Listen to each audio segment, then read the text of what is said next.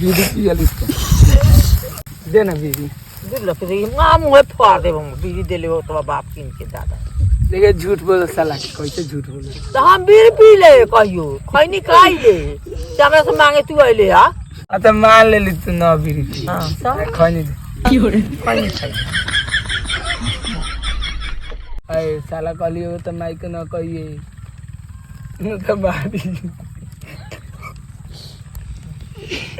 एकर कोनो गारंटी नहीं के साला कहियो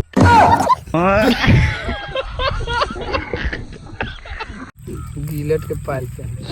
गिलट के तो कहां चानी के रहती तो अब ले तो खपा देले रहती तोरा के आई नाक में खपा दे नाक में दे सुन देना देख के तो पानी बटा देले